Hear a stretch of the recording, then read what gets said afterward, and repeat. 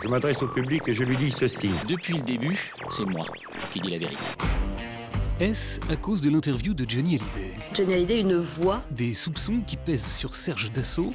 Les juges, vous le savez, enquêtent sur des achats de voix. Ou de la publication des audiences des radios? Tout passe par la voix. On ne sait pas trop. Toujours est-il que, cette semaine, l'actualité médiatique était totalement captivée par les voix. Une voix naturelle. Et tout a commencé le week-end dernier. En quête de suffrage pour diriger l'UMP, l'ancien président de la République a entendu des voix. Parfait. Celle de la frange la plus radicale de son parti, qui a réussi à le pousser un peu, malgré lui, sur la voie de la rédemption. Je veux un mariage pour les homosexuels, un mariage pour les hétérosexuels, qui tiennent compte justement de la différence. Alors, Voleur lui a dit mariton dans un filet de voix captées par le petit journal. Mais voix sans issue. Lui ont répondu en chœur les ténors de l'UMP, Nathalie Kosciusko-Morizet. L'abrogation de la loi Taubira n'est ni souhaitable, ni possible. Et Alain Juppé. On ne reviendra pas dessus. Juppé en voie de canonisation médiatique, puisqu'après les Inrocks la semaine dernière, il a été élu cette semaine homme politique de l'année par le magazine préféré de Nadine Morano, GQ. Je connais pas ce magazine, à dire vrai, pardon, mais je le connais pas. Bon, voilà. S'envoie l'ensemble des médias après la énième vidéo de décapitation en Syrie.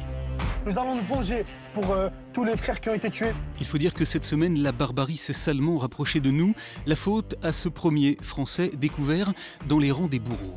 Maxime Auchard, c'est son nom, figure bien sur la vidéo montrant la décapitation d'un otage américain. Une information qui a conduit les télévisions à nous offrir sur ce chapitre le meilleur et le pire. J'habite là, il habite là, c'est un gamin super. Le pire, c'est cette manie qu'ils ont de se passionner pour la vox populi, cette voix du peuple, des voisins qui nous répètent sempiternellement les mêmes mots. Mais il était d'une gentillesse, courageux, tout.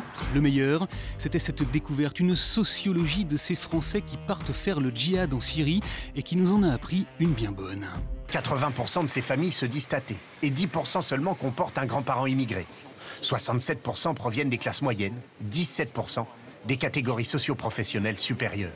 Un enseignement qui a beaucoup plu au Huffington Post, qui a profité des origines normandes de l'un des djihadistes pour nous faire réentendre celle qui prétend si souvent être la voix de la raison.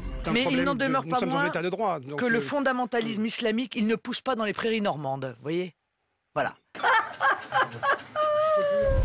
Bon, sinon, une grande voix de la télévision australienne, Carl Stefanovic, a porté le même costume à l'antenne pendant 1 an pour pointer le sexisme dont est victime sa consoeur. Personne n'a rien remarqué. Contrairement à lui, elle reçoit régulièrement des critiques sur son style vestimentaire. La télé chinoise nous a envoyé la voix la plus timbrée de la semaine. Et 7 à 8 a continué de se passionner pour la voix de fait de Nabila sur son compagnon. Allô. Vous savez, le mensonge, il prend toujours l'ascenseur, mais la vérité, il passe toujours par l'escalier. Allez, devant autant de voix d'eau dans le grand paquebot de l'info, on en aurait presque oublié de souligner ici que tous les talk-shows se sont passionnés pour les scores des radios.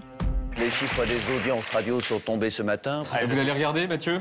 Je vais écouter. La radio, un bien curieux média dans lequel chacun prétend être le premier. RTL est première radio de France. Ce 7-9, première matinale radio en audience. Un peu comme s'il suffisait de se payer 2 mots pour conquérir des voix. Tine, bravo.